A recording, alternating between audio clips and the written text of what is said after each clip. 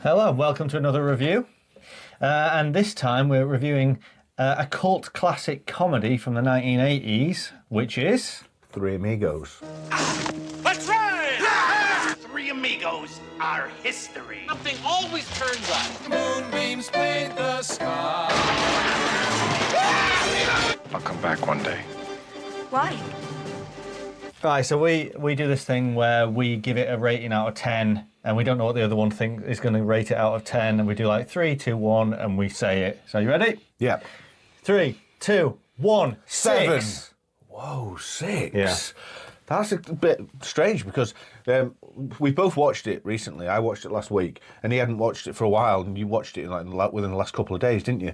And when I said to him that I didn't say what score I'd give it, but I said to him that it wasn't as good as I remembered it being, and he was like, "Oh, really?" Because he remembered it being really great. So that's why I'm pretty surprised that that's gone down. I was expecting him to say 8. Really? I was expecting you to say 8 because I thought when I said it wasn't that good, I thought you were going to be like, "Oh no, it's great," but it's. Let's get into it. All right. Well, a short synopsis of it. Yeah. It's basically 3 out of work actors. They get called on by this little town. Where's the town? It's Somewhere in Mexico. In Mexico. It's in like 1921 or something like that. Yeah. They're silent movie actors, but they're out of work. They get kicked out of Hollywood, and they get called. So they get a telegram from this town saying, "We need your help," and they think it's to go there and do a performance for this big bad guy they've got there. And then when they get there, as the film goes on, they realise that the town just actually needs them to help because they think they're real heroes and they're not. So it's the It's fun a bit things like happen. Tropic Thunder, if you think about it. It is like that. Yeah, I never thought about that. But yeah, they basically ripped it off. Yeah, they did rip it off. Yeah. But it's one of those films where, again, it's like what we tend to do with these films. It's films that maybe you haven't seen in a while, or maybe you've never seen. It's got actors in it that you would know. Like a lot of people would know Steve Martin. Maybe not as much these days as from our time when we were young. But Steve Martin, Chevy Chase, they're probably not as well known now. Even Martin Short, he was in things like The Santa Claus 3. He's not exactly high profile. Yeah, but at that time, it was almost like a supergroup. It was a supergroup. If you got those ones together, then you would be thinking it's the equivalent of, like, I don't know, a Judd Apatow or something today, where you get the best comedians of that time, put them in a film, and they just have a laugh almost. Yeah. It's one of those films where, so IMDb, 6.5 on IMDb, and on Rotten Tomatoes, the critics didn't like it, and that was probably the thing at the time. The film came out, didn't really do well, underperformed from what they thought, but it's gained that status of being a cult classic as the years have gone on. Why do you think? Let's get into it, because I think it's one of those films. When I watched it when I was young, you like the slapstick more. Yeah. You like the kind of the environment, and it's just a fun film. When you watch it again, it doesn't. A lot of it doesn't hold up. A lot of it doesn't hold up. We've touched, but I mean, one of the it's a lot of those films like from the time. Like we always loved the Gene Wilder, Richard Pryor films, like Stir Crazy, See No We Evil, Hear No Evil. thought we loved them. We thought we loved them, but when you watch them back, you love certain scenes out. And of not them. that many scenes. Like many times, speaking of something like See No Evil, Hear No Evil, there's a scene we always go on about where they first meet, and because one of them in the film is deaf and one of them's blind. You're really blind? Yes, I'm really blind, man. What are you, deaf?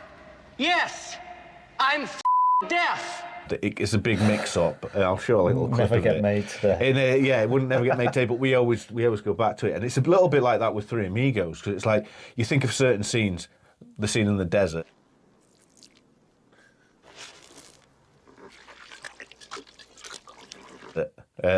I watched it when I watched it last week. I watched it with my friend, and she'd never seen it. And I said, "Wait for the scene in the desert, because that scene, everybody laughs at that scene. Yeah, that still holds up. It's a classic comedy scene. It's just that the rest of it doesn't. No, there's still moments in it. I like there were certain moments when he was like, "Oh,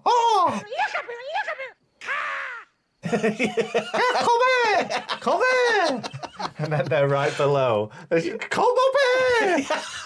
I was like, that is a good scene. I like it when they first go to the saloon or whatever when they're in there, and then they're like, we need a hotel or whatever. Great.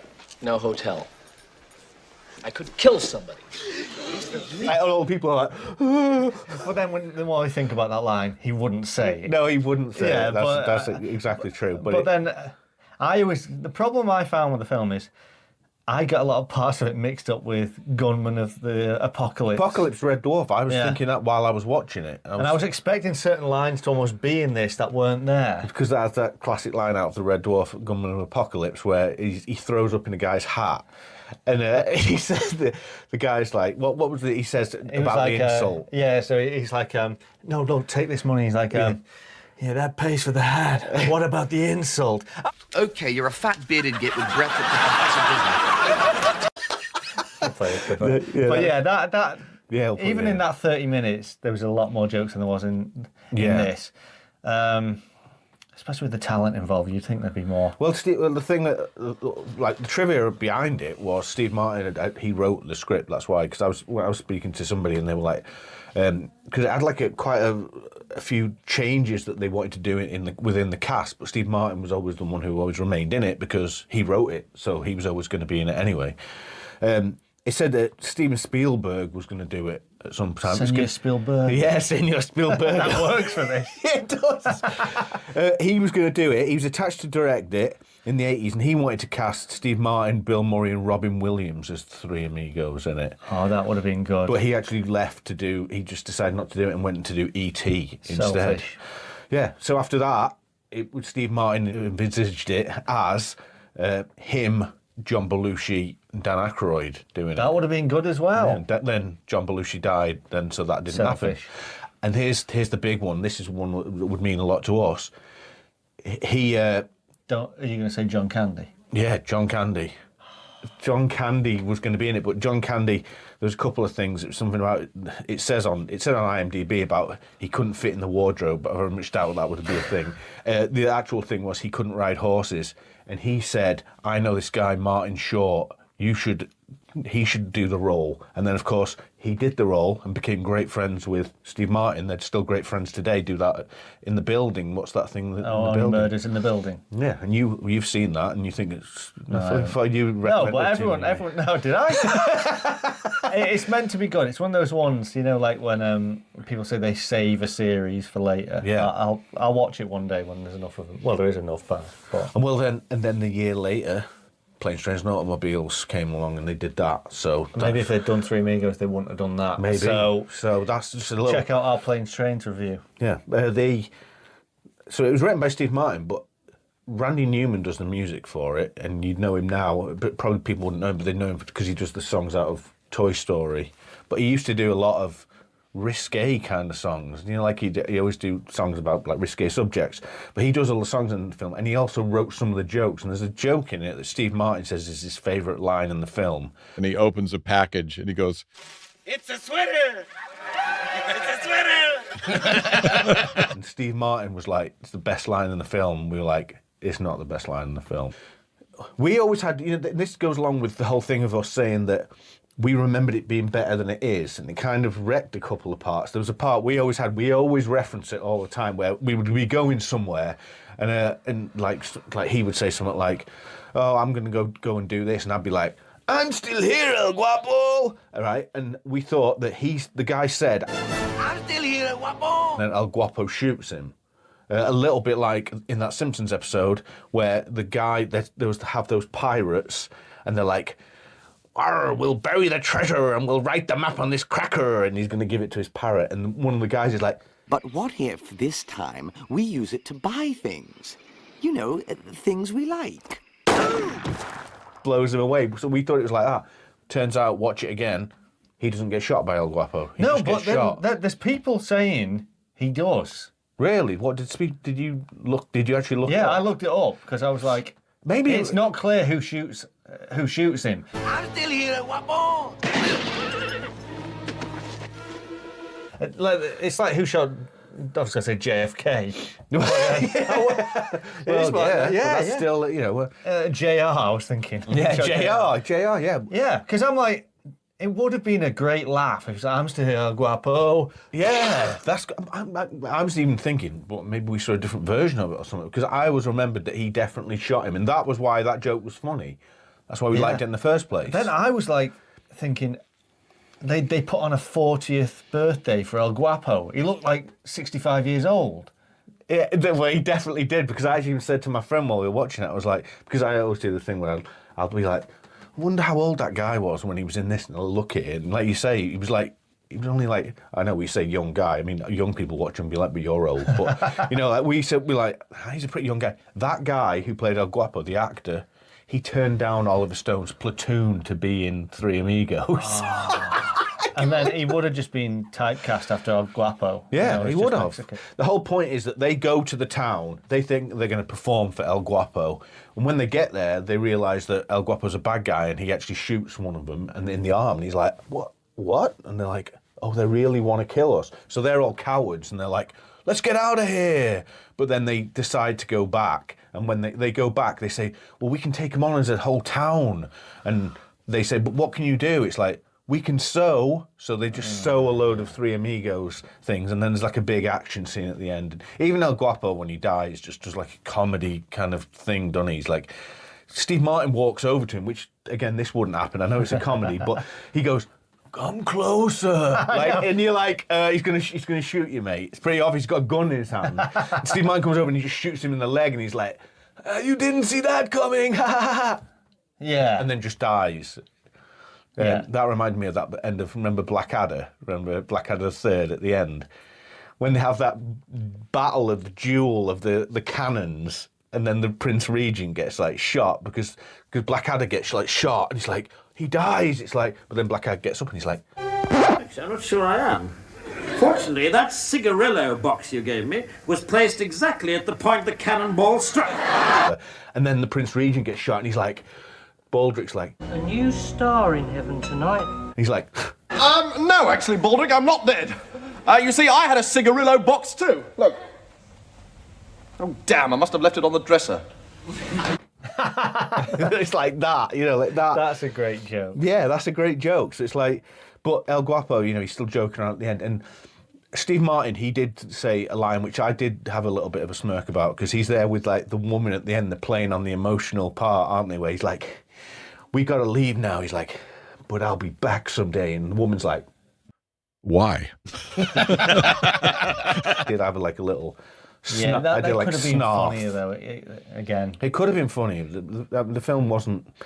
It wasn't the best. And here's no surprise to find this out. Chevy Chase doesn't like the film.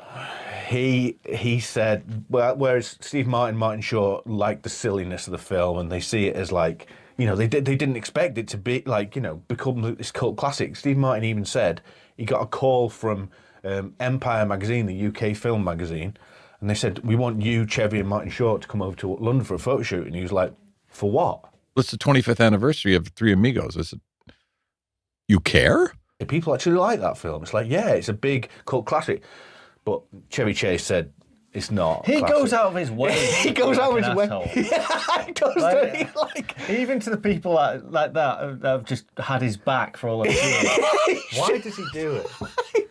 I don't get it. He just constantly slates everybody. But like I say, it's gained that kind of cult thing over the years. I definitely ended up feeling like it was one of these. You're watching it after a while. I'm like, yeah, you're like, come on. Why is this still on? You know, like how long? Do you remember how long the film was? Because it felt long. It felt like it should have been. How many films I've seen recently where I think this should be 1 hour 20 and it's like 1 hour 55 or something. It's like, it's too long. It was one of those films where the concept is good on paper.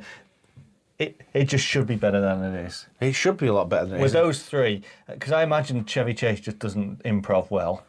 No, he just, we know he's that kind of guy. And then Steve Martin might be like, the script is the script, let's just stick to the script. Yeah, stick to the exact thing that's written. I don't imagine him having that much of a laugh anyway there if Chevy Chase is there, but then him and Martin Short probably did, because they became mates. I think, because I saw Martin Short again recently in Inner Space. Again, one of these films, it's like, it doesn't hold up now. How many of those 80s films hold up? Yeah. Actually, how many do hold up? Because if you think National about Lampoon's Vacation. yeah, holds up. Christmas Vacation, both hold up. Yeah. Planes, Trains. Ghostbusters. I actually thought Beverly Hills Cop held up when I watched that.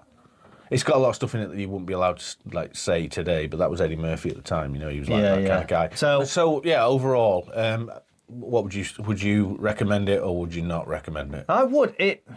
I was going to say it passes the time, but it slows the time. It does. If you just skip past certain parts, yeah, there's good jokes scattered around. It's got funny parts, but it's not. I don't know. Love story. Yeah, I mean, love story, and it just El Guapo wasn't as funny as I remember. Yeah, so that's why I'm like 7 is pretty generous, mate. I really expected you to be going higher, so I was thinking 7 is. I thought he's going to go higher, so mine's going to look like more like responsible having a 7. But now I'm thinking maybe I rated it too high. Yeah. But I did have a few laughs at it. I'm sure. I don't know if it's on streaming. It might be on streaming. Yeah, possibly. Again, it's one of these ones with basically what the films are. You're never going to see it on TV. They just don't show films like this on TV. It'll be on TV, ITV at 2 a.m. one day. Probably. ITV4. ITV4. Yeah. But you know, if it's on again, you know, give it a watch, but don't expect it to be like a powerhouse of comedy. But have you seen it? Yeah, have you seen it? If you've seen it, drop a comment about it, and please like and subscribe. And stop begging it, mate. I'm begging you. That guy's going to want royalties. We'll get copyrighted by YouTube for using music.